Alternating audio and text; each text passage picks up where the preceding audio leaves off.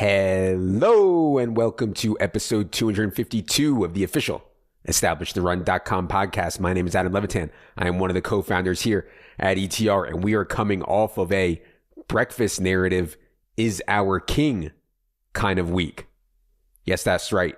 Cooper Kupp is our god. After a 12-target, 996 two-game against the Bucks on Sunday, Cooper Kupp now has a 35% target share on the season. 33 of Matthew Stafford's 94 passes this season have been aimed at Kupp.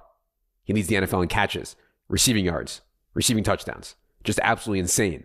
And so now we must bow down to the breakfast narrative. Of course, we recently found out that these two bros, Kupp and Stafford, sit down each morning to dine. And quite frankly, as the breakfast narrative has assumed dominance, the PSM, the penis size model, is under heavy duress. Heavy scrutiny in the fallout from this Kupp stuff. We're having to recalibrate all our data, all our lab mice in Singapore. Kupp is just breaking everything despite grading out so poorly in the PSM. Years of data up in flames at the hands of Mr. Kupp. And that brings me to cash for the week, where of course Cooper Kupp was a stone lock on DraftKings at just 6,800. You know, they've already bumped him to 7,800 for week 3 against the Cardinals. But to be honest, for me personally, I actually thought I played worse in cash in week 3 than I did in week 2, and was really fortunate to have a good result and book a solid win. But man, I mean, in hindsight, of course, the Justin Fields play was really bad given the spot at Cleveland, given the offensive line versus defensive line situation that Thorne talked about. Tyreek was probably bad given Brandon Staley's defensive style. Tyreek did appear to be hurt during the game, but still. And you could also argue that not playing Clyde Edwards-Helaire at 4,800 was bad. But I thought there was a pretty good chance he'd be punished for his week 2 fumble, or at least some chance he'd be punished for his week 2 fumble. And when he fumbled again in the second quarter against the Chargers, I thought for sure he'd get a roll reduction. But he didn't. You know, the Chiefs stuck with him. Darrell mixed in a little. Darrell Williams did. But CH still got 68% of the running back touches and most of the valuable ones. You know, and if I knew that not only would CH not be punished for his week 2 fumble, but also fumble again and still not be punished, if I knew that the Chiefs would stick with him, I would have for sure played him at 4,800, given the way that Brandon Staley dares teams to run. But anyway, you know, Alexander Mattison, Saquon Barkley, going back to Tyler Higbee despite the week 2 disaster, Godwin with Antonio Brown out, Cooper Kupp, Cincinnati D, those were all really good. You know, and so I think my team was okay, certainly not great. But man, if Derrick Henry or Lamar Jackson have as big of games as they probably should have, you know, Henry big time on the wrong side of TD variance, and then for Lamar Jackson, Marquise Brown dropping just some egregious deep passes, you know, it could have been really ugly. And that's just a reminder that variance is going to be massive. You know, like if you're winning over a few weeks sample, you're not a god. And if you're losing, you're probably not terrible either. You know, I hope you guys saw that Patrick Cantlay quote from the Ryder Cup. It was really great. I quote tweeted it. You can scroll back on my timeline if you want to read it. But yeah, I mean, Patrick Cantlay understands edges and gambling much better than most people playing DFS do. You know, like if we have a 10% edge on our opponents, we can still lose for a really long time, or we can win for an outsized amount of the time. Of course. You know, part of being mentally strong, I think, is understanding this. I know last week I was feeling really beaten down mentally and mentally weak after getting crushed so bad in week 2. Like I could barely even bring myself to register for games, but shout out to Patrick Cantlay for the pick-me-up. Oh, I want to say one more thing on the Justin Fields stuff. I hate this, you know, meh. You know, I played Justin Fields, but meh, it wasn't my fault. It was Nagy's fault. Or, you know, I played Kyle Pitts, but it's not my fault. It's Arthur Smith's fault. Let's blame Arthur Smith. It's just another form of the weak rationalization and the failure to take personal responsibility that's plaguing our society. You know, when I clicked Justin Fields, I knew that Matt Nagy is a stone cold dolt. You know, if I play Pitts, I get that there are major questions around Arthur Smith as he slides up the fake sharp model. And so afterwards, I don't say, oh man, if only Fields didn't have Nagy. Yeah, no shit, man. You know, it's not our job to tell coaches how to do their job better or to whine about coaching. It's to figure out how the players will perform in their current situation. All right, just had to get that off my chest.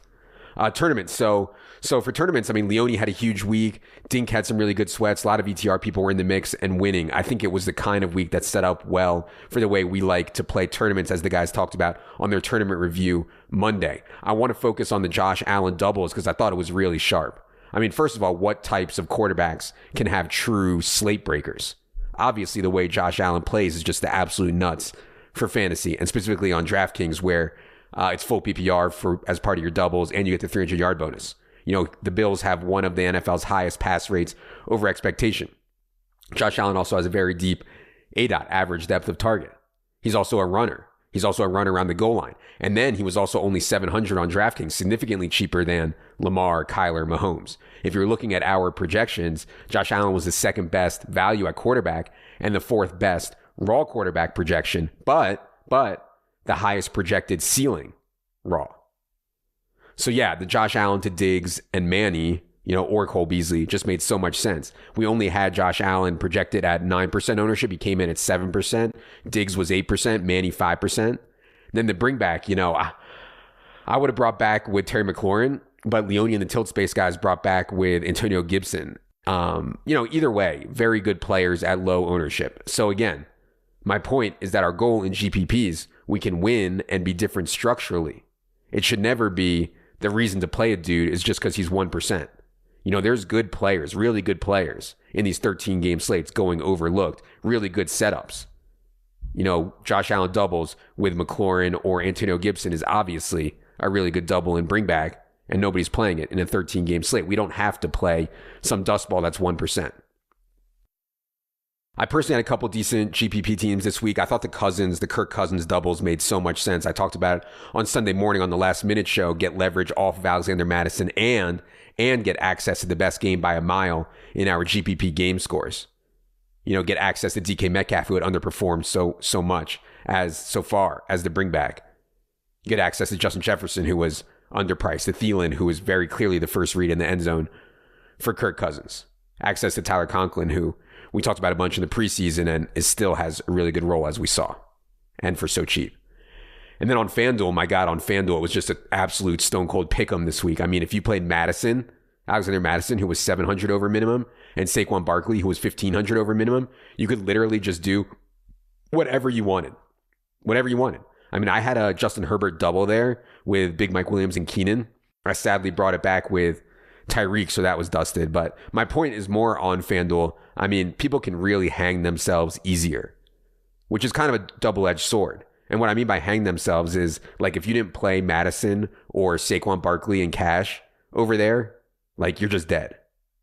The problem is that, anyone with a pulse plays those guys. So then you get into a lot more overlap. And there's also a lot more variance with half PPR, no bonus, because it's so touchdown heavy over on FanDuel.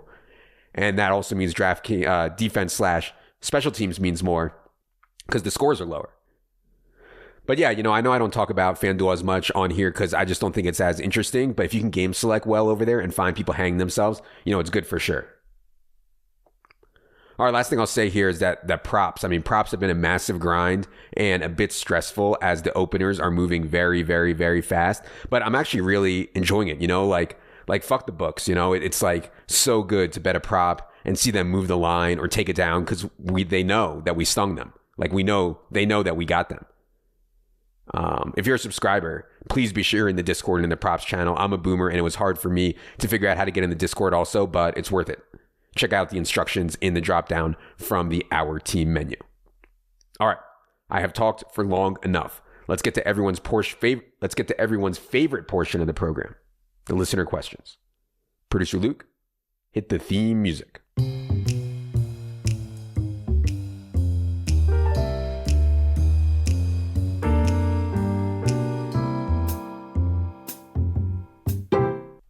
All right. Thanks to everyone for the questions. Got a ton of good ones, like 60 something. If I didn't get to yours, I'm sorry. I may save it for a later episode. Question 1 comes from Blue DFS. He says, I'm 24 years old and I've been going through some love mishaps.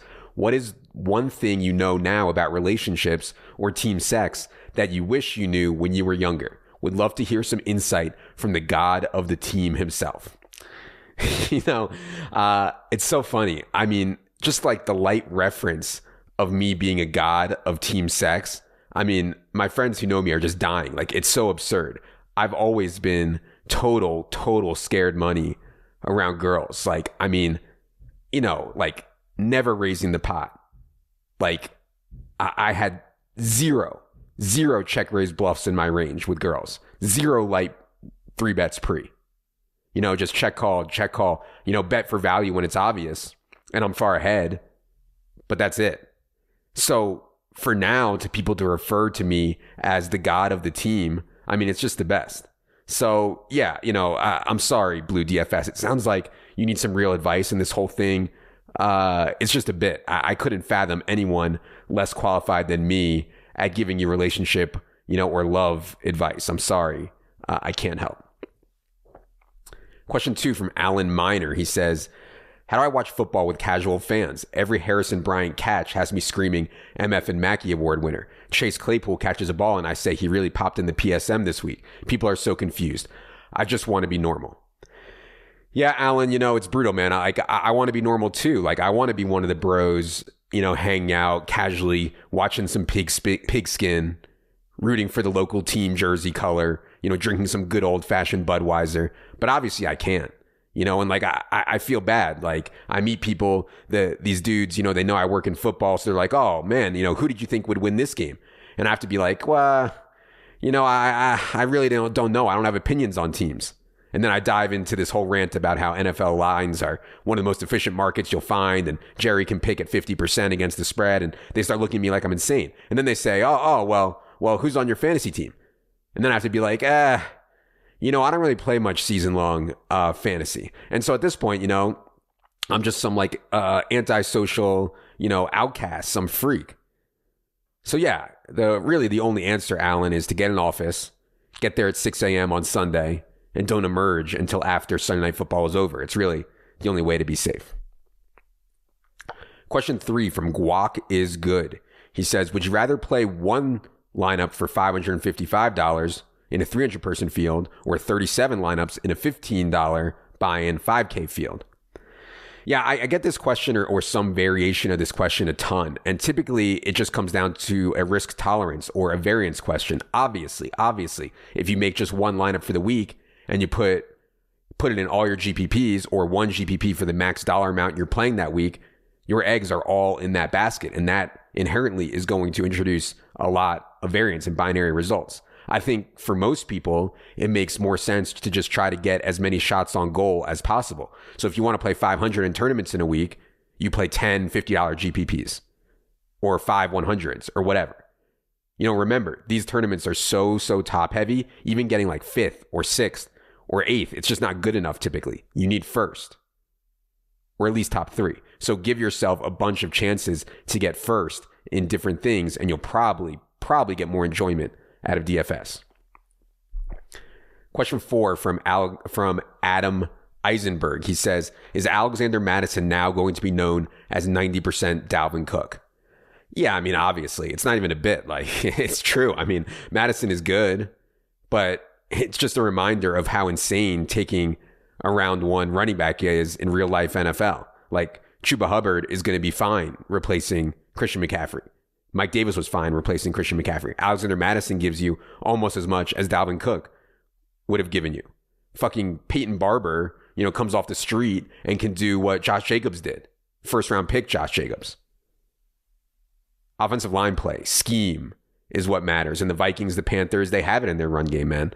And, you know, I don't even want to get into this again, but I still have these NFL, you know, fans, quote unquote fans in my mentions from that tweet I talked about in the last solo pod. It's just so insane. Like, they think how good Najee Harris is or Travis Etienne actually matters. By the time the Steelers have a good enough team to compete, the likeliest outcome is that Najee is donezo. Ask Le'Veon Bell or Todd Gurley or Devontae Freeman or a zillion other backs that just got used up. So whatever. It's the last time I'm talking about this. It's so pointless, but yes, of course I'm going to start or continue referring to Alexander Mattison as 90% Dalvin Cook. It's an absolute no-brainer.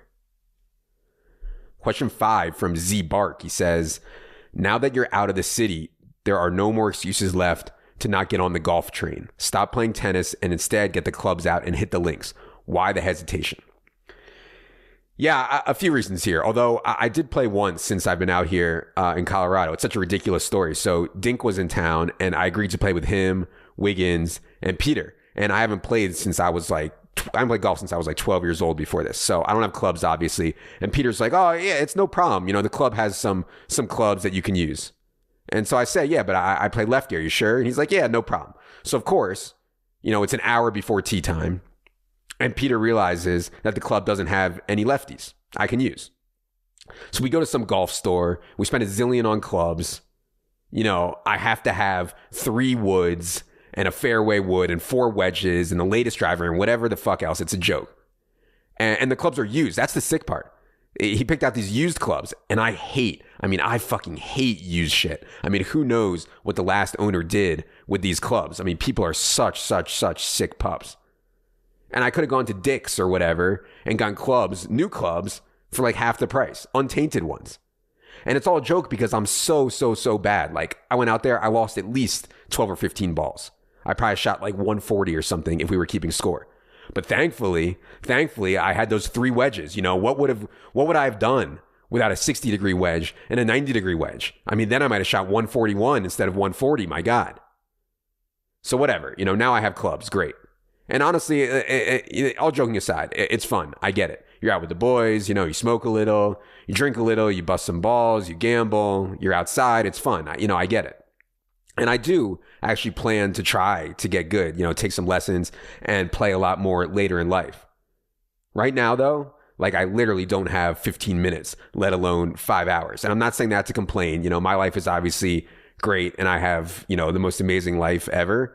But when I'm not working on the site or grinding my own DFS or grinding my own props or writing sex jokes, you know, I'm helping to take care of the kids. And that's it. Like, I can't fathom having 5 to 6 hours to golf. Like, you might as well just say, hey, Adam, let's go to Mars. You know, it's just impossible. There's just no way.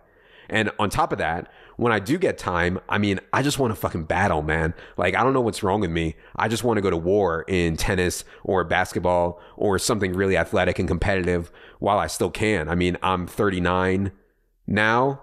It won't be too much longer until I can't do these things anymore at a reasonable level. Like, I'm not going to be 50, 55 years old playing tennis and basketball. Like, golf I can take up when I'm older. So I know you were looking for like a joke answer, but that's the real answer on all the golf stuff. One day. Question 6 from Robbie McCall. He says, can you recall the most egregious cash game lineup a 9:50 a.m. toilet shitter has submitted against you, and what was the outcome? Yeah, so many people keep asking me why I don't swap when things look bad after the early games. And I talked about this last week on the solo pod. I do swap in double ups. But, you know, I don't want to link to my high stakes head to heads because I don't think that's fair to the opponent. I don't know if they want their lineups out there publicly. But people, I mean, in these head to heads, I'm just floored. Like, I have full blown 9v9s versus people with players I didn't even consider for a second. And so, of course, I'm not swapping there when I have Kupp and Higbee and Godwin and everybody, whoever else I had left late. And so, yeah, you know, the noon Eastern toilet shitter lineups beat me, and they beat me up bad in week 2. I got them back in week 3. You know, I do want to make a serious point, though, that I've learned over the years playing poker and DFS. The toughest games are often at mid stakes because that's where most of the grinders are. You know, that's where the people trying really, really hard are. Nosebleeds is where you get smart people, but people who are successful in other things, not poker or DFS. I mean, watch some of the streams that Garrett Adelstein plays on in Live at the Bike. I mean, there's a couple other very good pros, but the other people are often successful businessmen or real estate people or lawyers. You know, they're just rich people looking to have fun playing poker. And there's times undoubtedly that like the 100, 200, 400 game is tougher than the 10, 20 game. And it's the same thing in DFS. Like, the action that I get at nosebleeds is often better than what I get at the $20 level. You know, it seems counterintuitive, but it's just the truth. Question 7 from Benny Swanson. He says, have you ever scooped CSU Ram 88 or Al Zeidenfeld in a high stakes head to head before? If so, why? Yeah, no, I mean, I don't scoop ever. Honestly, I can probably count on my hands the number of times that I've scooped someone else's head to head. Like, the people posting are just so much less likely to make mistakes. I mean, think about it. If you're willing to post, AKA take on all comers, you're likely trying pretty hard. You're not making toilet lineups on your phone. So yeah, I'm almost never scooping. All right, question 8, last question we're going to do today comes from Billy Thomas. He says, my wife tells me that I'm big when we're making love, but I've seen a lot of penises and I don't believe her. Can I send you a picture of my penis for a completely unbiased review? Yeah, I mean, I have bad news, Billy. If you have to ask this question, you're in trouble, bud. I mean, your read is likely spot on. It's like when there's no prices listed on a menu. If you have to ask how much it costs, you can't afford it. So I'm sorry, brother. Now, that said, I mean, sure, Billy, send it along. Send it along, man. I mean, I'm here to help. This is what we do here at Gender Labs LLC, aka Gender Consultants. After we examine the picture, you can use our suite of tools. We actually used our Series D funding round to build out more B2C products that can help compensate. We can work with you to increase your ADOP, your average depth of penetration, your PPM, your pumps per minute. We can adjust your launch angle. It's going to be okay, brother. All right. That is going to do it for this edition of the Solo Pod. I'll be back later tonight with Silva to go team by team. If you're playing DFS, which if you're listening to this, I presume you are, highly recommend the Friday night show we do in conjunction with the Saturday Dink and Leone GPP show. I think if you listen to the GPP show for the first time, your eyes will be opened about the optimal way to play tournaments. Weekly and monthly options are available up on the site right now. Check that out as well. For producer Luke, for Jerry, I am Adam. Good luck, everybody.